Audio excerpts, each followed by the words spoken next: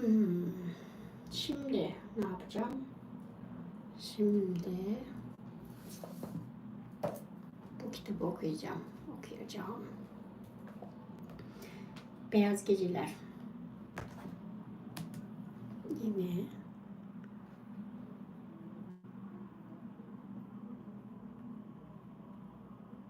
nerede kaldı bu Türkçe? Burada. Beyaz Geceler. Hasan Ali Yücel Klasikleri dizisi.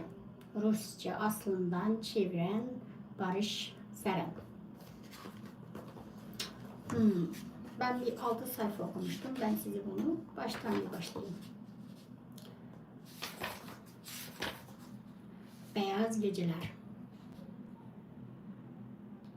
Sentimental roman.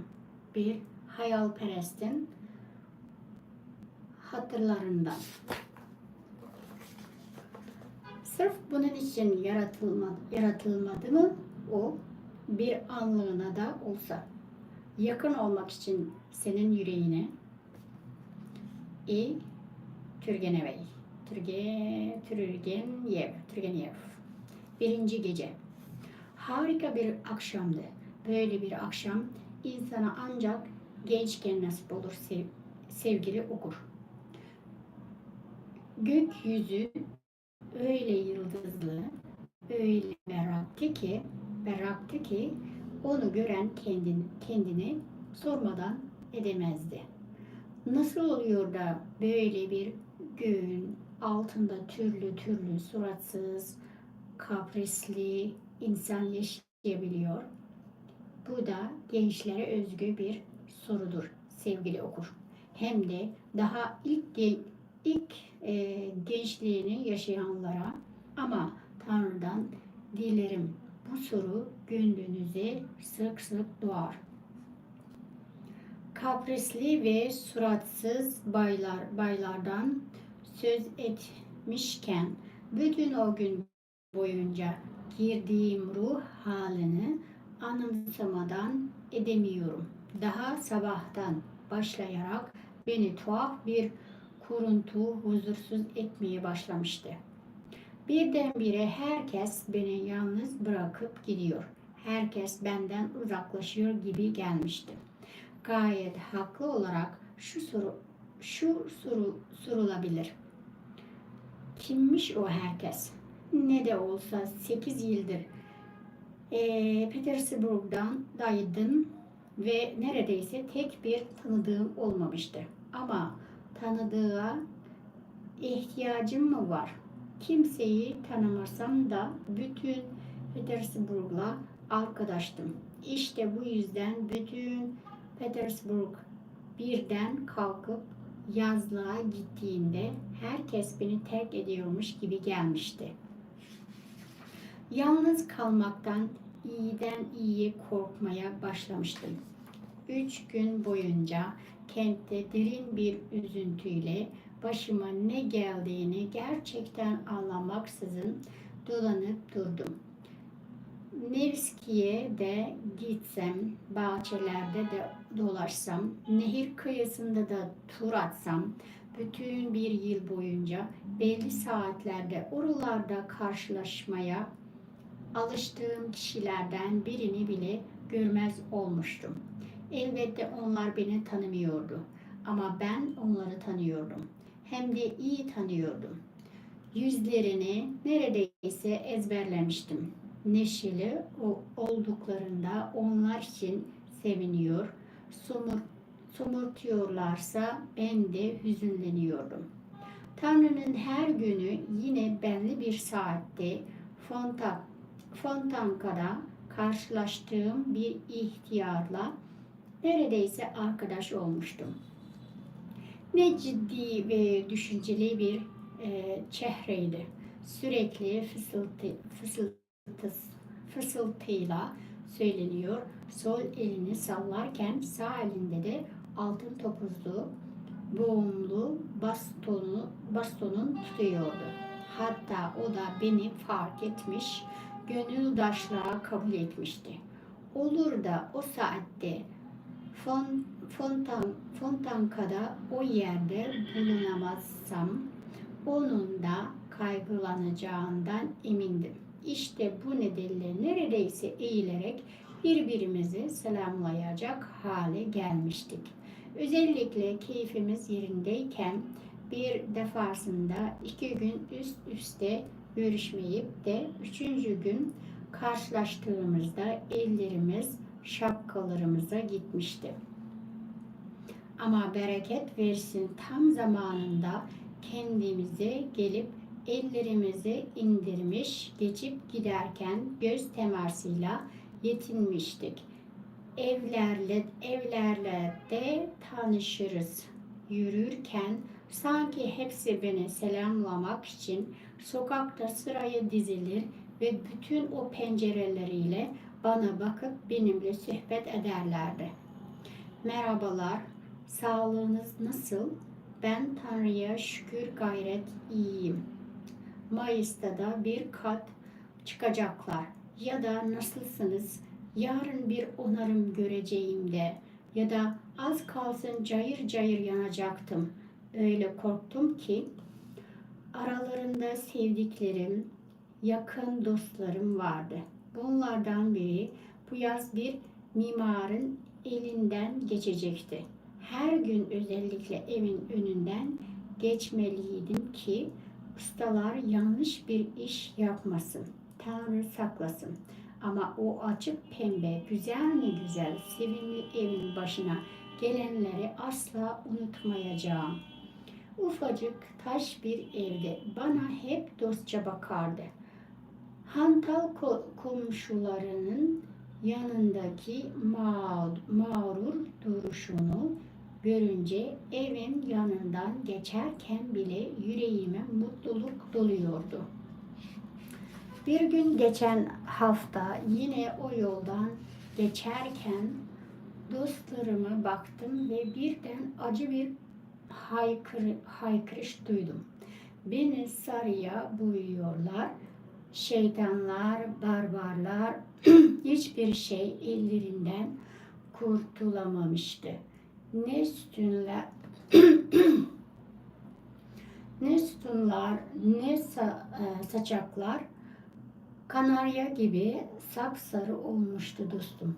Sırf bu olay nedeniyle sarıdan hiç hoşlanmam. Zaten o günden beri de Sarı İmparatorluğun rengini boyanarak güzelliğinden edilmiş o zavallı dostumu görmeye içime el vermedi.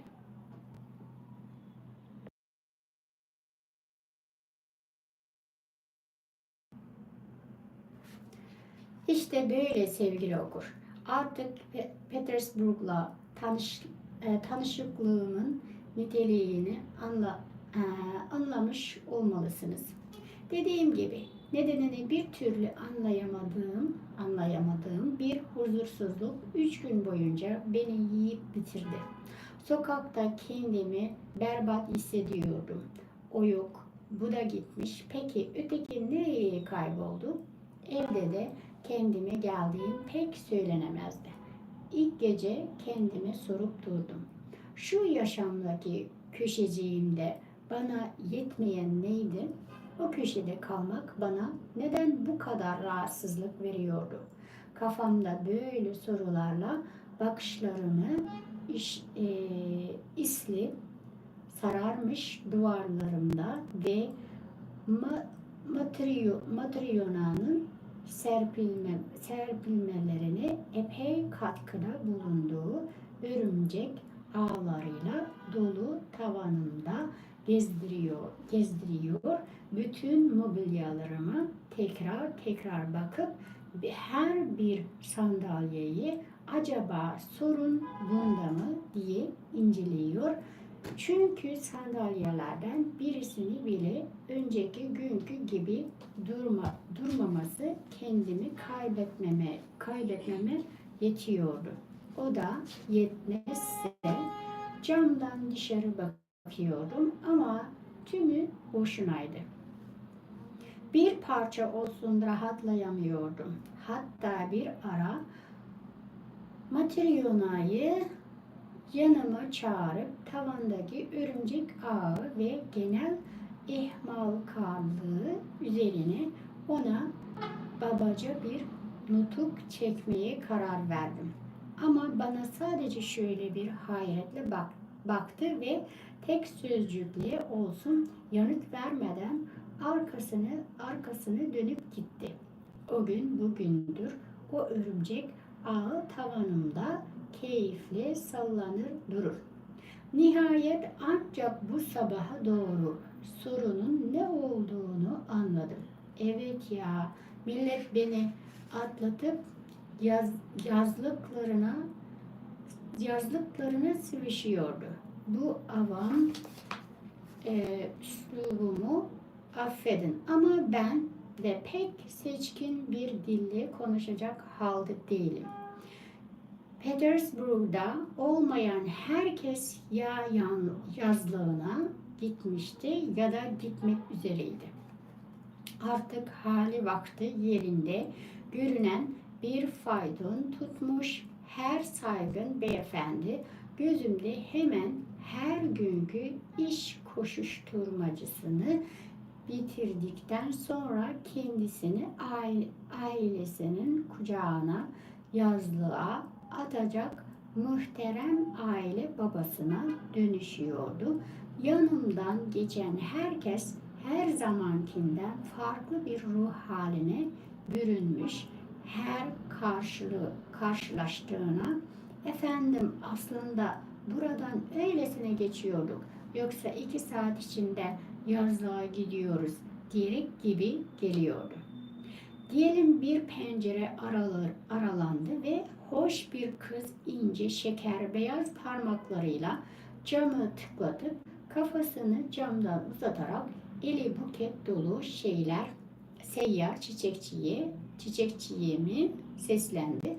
Hemen o çiçeklerin böylesine yani kentin o bunaltıcı evlerine biraz olsun baharı taşıyabilmek, odalarını çiçeklere süslemek için alınmadığını, herkesin yakında yazlığına gideceğini, çiçekleri de birlikte götüreceklerini düşünürdüm. Dahası bu yeni ve özgün akıl yürütmemde öyle ilerlemeler kaydettim ki artık bir bakışta kimin nerede yazlığı olduğunu hatasız saptayabiliyordum. Kameniya'da Aptekarski adalarının sakinleriyle Petergov yolundakiler ince düşünülmüş tarzları, havalı yaz giysileri ve kentte dolaştıkları göz alıcı faytonlarıyla ayırt edebilirlerdi. Pargolova ile ötesinde yaşayanlar ölçülük ve ağır başlılıklarıyla daha ilk görüşte insanı hızaya sokuyorlardı. Kerestovski adası ziyaretçileri ise gamsız ve neşeli görünüşleriyle tanınabilirlerdi. Bazen ellerinde dizginleriyle birbirlerine peşinden miskince ilerleyen yük arabacılarının geçit törenine denk geldiğim oldu. Arabalarda her türden mobilyadan oluşmuş tepecikler vardı. Masa, sandalye, Türk usulü olan ve olmayan divanlar ile diğer ev eşyalarının üzerine yani dağın zirvesine efendilerinin mallarını göz bebekleri gibi koruyan yorgun aşçı kadınlar oturtulmuştu çoğunda. Bazen de Ev eşyasıyla tıka basa yüklenmiş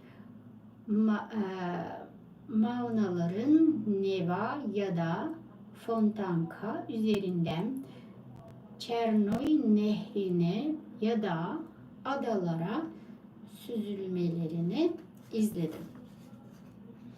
Yük arabaları da, manavlar da gözümde karıncalar misali çoğalıyordu.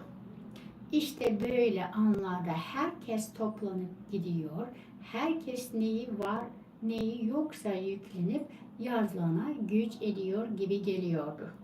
Sanki Petersburg boşalıp bir bozkıra dönmeye başlamıştı ve ben de sonunda mahcubiyet, üzüntü ve keder içinde kalacaktım. Gerçekten de ne gidecek bir yazlım vardı ne de gitmek için bir nedenim.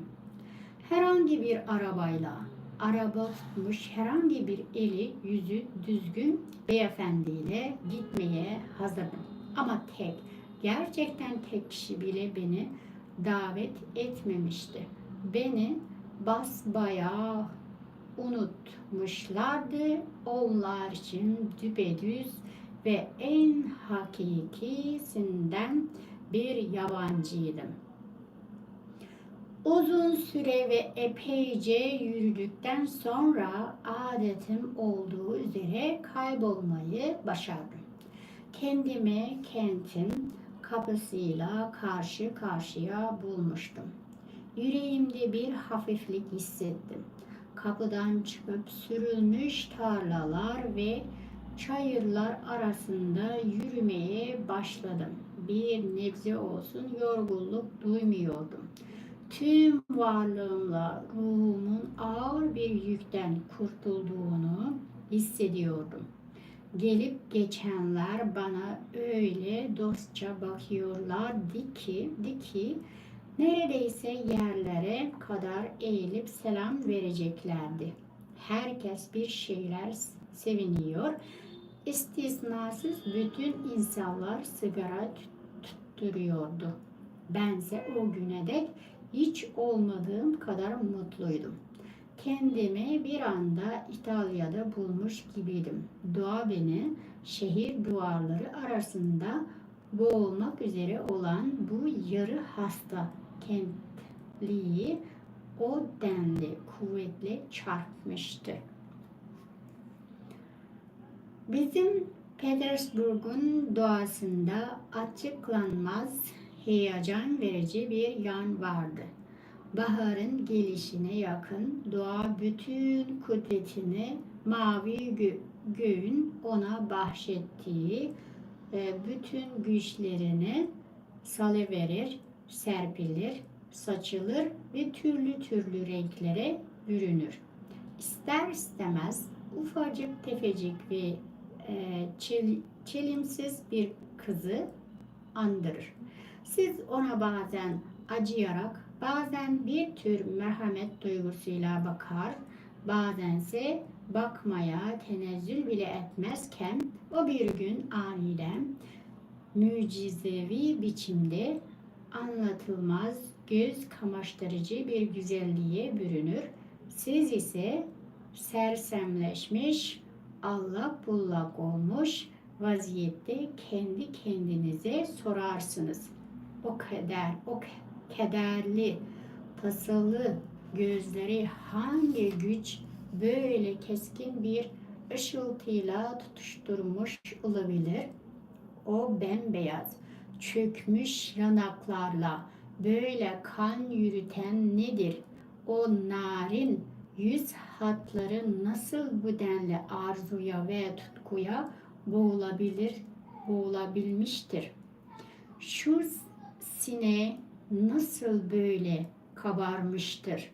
Öyle zavallı bir kızın yüzüne güç, yaşam ve güzellik veren, onu böyle ışıltılı gülümseten, böyle şen, bir kıvılcım gibi çakan, kahkahalarla neşelendiren nedir? Sağa sola bakıp birilerini arar. tahminler yürütürsünüz.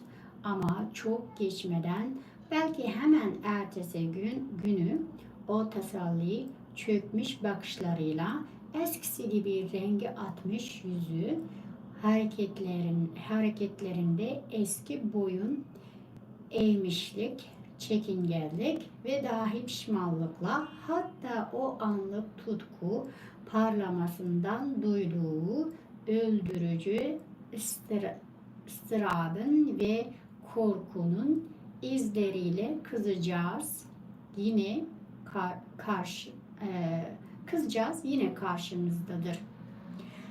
Size ise üzülmek kalır. O geçici güzellik öyle çabuk, öyle geri dönülmez biçimde solup gitmiş. Gözlerinizin önünde öyle aldatıcı biçimde amaçsızca parlayıp sönmüştür ki maalesef daha onu sevmeye bile vaktiniz olmamıştır. Yine de gecem gündüzümden daha iyiydi. Anlatayım nasıl olduğunu. Kente oldukça geç döndüm. Eve yaklaştığımda saat 10'u bulmuştu. Yolum kanal kıyısından geçiyordu ve orada o saatte tek bir canlıya bile rastlanmazdı. Gerçekten de kentin en ücra köşesinde yaşıyorum. Yürüyor, şarkı söylüyordum. Çünkü mutlu olduğumda ben de bir dostu ya da iyi bir tanıdığı olmayan o neşeli anında neşesini paylaşacak kimsesi bulunmayan her mutlu insan gibi kendi kendime bir şeyler mırıldanırım. Ama birden en ummadığım biçimde bir serüven başladı. Köşede kanalın parmaklıklarına yaslanmış bir kadın duruyordu. Dirseklerine parmaklıklara dayamış, kanalın çamurlu suyuna pür dikkat bakıyor gibiydi.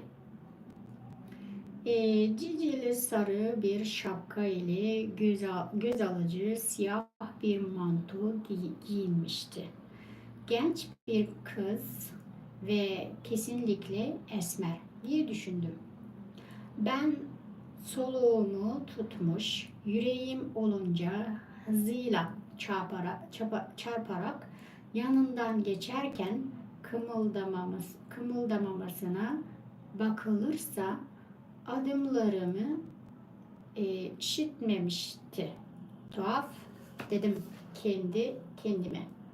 Aklı bir şeye takılmış kuşkusuz. Sonra birden dona kaldım. Kulağıma boğuk bir hıçkırık sesi gelmişti. Evet, yanılmıyordum. Kız ağlıyordu. Bir saniye sonra yeni hıçkırıklar duyulmuştu. Tanrım, yüreğim daralıverdi. Kadınlar karşısında ne kadar tutuk olsam da o vakit gelmişti. Arkamı döndüm, ona doğru bir adım attım ve şu malum hanımefendi sözünü söylemeye hazırlandım. Keşke şu hitabın bütün seçkin Rus romanlarında binlerce kez yinelendiğini bilmez olsaydım. Bu düşünce tek başına beni durdurmaya yetmişti. Ben zihnimde yeni bir sözcük ararken kız doğruldu. Etrafına bakındı, üstünü düzeltti, başını önce eğdi ve yanından geçip gitti. Hemen ardına koyuldum ama kız beni fark etti. Kıyıdan ayrılıp caddenin karşısına geçti ve kaldırımda yürümeye başladı. Bense karşıya geçememiştim. Yüreğim yakalanmış bir kuşunki gibi çarpıyordu. Ama birdenbir rastlantı yardımıma yetişti. Kaldırım tarafında benim bu mehcul hanımefendimin yakınında farklı, yaşı ilerlemiş ama kendisi pek ilerlemeyen bir bey belirdi. Yalpalayarak yürürken duvardan destek almaya çalışıyordu.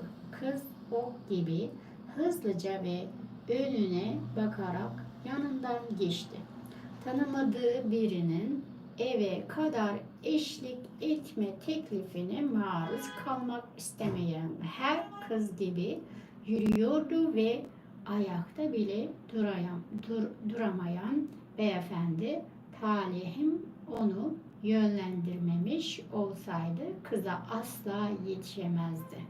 Birden benim beyefendi tek sözcük etmeden tabanları kaldırdı ve meçhul hanımefendime yetişmek üzere uçarcasına koşmaya başladı. Kız rüzgar gibi ilerlese de yalpalayarak koşan beyefendi giderek yaklaşıyordu. Yetişecek derken kız bir çığlık kopardı ve bense o an sağ elimde budaklı harika bir bostan bulunduğu için talihime şükrettim. Hemen kaldırım tarafına geçtim. Arsız beyefendi de durumu hemen anladı. Kafasında reddedilmez bir bahane bulmaya çalıştı. Sustu, bir iki adım geri attı ve ancak yeterince uzaklaştığımızda beni epey arsız sözcüklerle kınadı. Ama bağırışları bize ancak ulaşıyordu artık. Elinizi verin bana, dedim meçhul hanımefendime. Adam da artık yakamızdan düşmüştü. Sessizce elini uzattı. Eli heyecan ve korkudan hala titriyordu. Ah, o arsız beyefendi. O an sana ne şükran duydum. Kıza şöyle bir baktım. Ufak tefek ve esmerdi. Kara kirpiklerinde hala ışıldayan gözyaşları ya biraz önceki korkudan ya da daha eski bir acıdandı. Bilemiyorum ama dudaklarında artık bir gülümseme parlıyordu. O da bana muzip bir bakış attı ama hemen kızardı ve utanarak bakışlarını kaçırdı. İşte görüyor musunuz? Neden beni terslediniz ki? Ben yanınızda olsaydım bir şey olmazdı. Ama sizi tanımıyordum. Sandım ki siz de. Peki ya şimdi tanıyor musunuz? Birazcık. Şimdi mesela neden titriyorsunuz? Bir bakışta anladınız diye yanıtladım. Benim kızın böyle zeki olmasına sevinerek. Malum zeka güzellikle hiç yan yana gelmez. Evet, daha ilk bakışta nasıl biriyle muhatap olduğunuzu anladınız. Doğru, kadınlar karşısında biraz utangacımdır. Demin o baydan ne kadar korktuysanız benim de şimdi en az o kadar heyecanlandığımı da kabul ediyorum. Biraz bekle.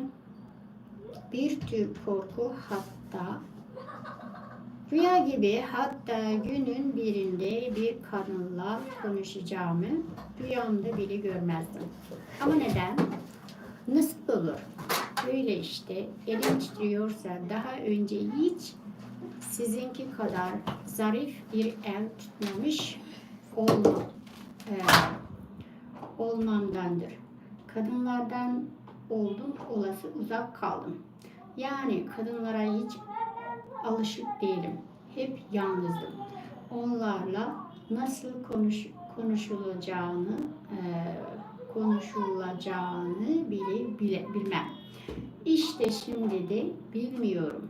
Size saçma sapan bir şey söylemedim ya. Öyleyse lütfen doğruca söyleyin. Sizi temin ederim hiç alıngan değilimdir. Hayır, asla tam tersine. Açık sözlü olmamı istiyorsanız söyleyeyim. Böyle utangaçlık kadınların hoşuna gider. Hatta şunu söyleyeyim. Bundan ben de hoşlanırım. Ayrıca kapıma kadar bana eşlik ettiğinizden memnun olurum. Bugünlük bu kadar. 10 sayfaya kadar bitirdik.